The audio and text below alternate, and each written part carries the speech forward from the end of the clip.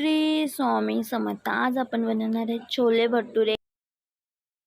1 वाटी गव्हाचं पीठ, त्याच्यावर मूठभर रवा, त्याच्यानंतर दही टाकायचं. दही टाकून झाल्यावर दह्यामध्ये मिळून घ्यायचं, मीठ टाकायचं, मग सगळं मिक्स करून घ्यायचं. वाटेल तसं पाणी ॲड करून घ्यायचं त्याच्यामध्ये हळूहळू. मग हे सगळं एकजीव करून झाल्यानंतर तेल सोडायचं. तेल सोडून झाल्यावर हळूहळू सगळं मग मिक्स करून घ्यायचं. मग 10-15 मिनटं मळून घ्यायचं. नंतर मग अर्धा तास जरा ते पीठ मुरू द्यायचं फुगल्यानंतर.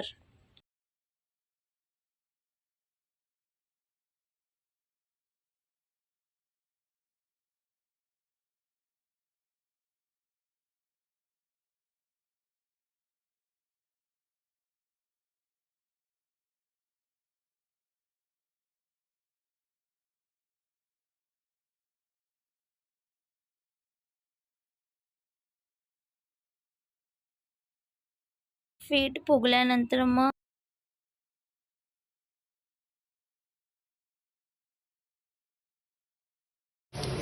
असं भरपूर तेलाची फ्राय करायची. बघा कशी फुगलं आहे, एक नंबर. मग कांदा घ्यायचा, आलं लसूण पेस्ट घ्यायची, यांची पेस्ट करून घ्यायची. त्यानंतर टमॅटो घ्यायचे 2, त्याची पेस्ट करून घ्यायची. छोले आणि बटाटे बॉईल करून घ्यायचे. ते बॉईल झाल्यानंतर मग तेल घ्यायचं. तेलमध्ये तेजपत्ता, लवंग आपल्याला जे वाटेल ते टाकायचं, जिरं टाकायचं.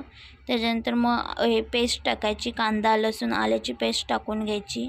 मग ती जराशी झाल्यानंतर टमॅटोची पेस्ट टाकायची.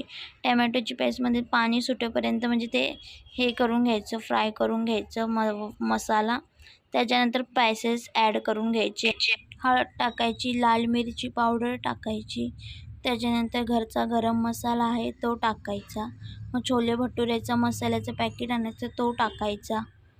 मस्त सगळ्यांना एकत्र करून घ्यायचं. छोले भटुरेचा मसाला असतो तो टाकायचा थोडासा. त्याच्याने टेस्ट अजून थोडी मस्त येते. मस्त एकजीव करून घ्यायचं. या सगळ्यांना तेलामध्ये फ्राय करून घ्यायचं मस्तपैकी.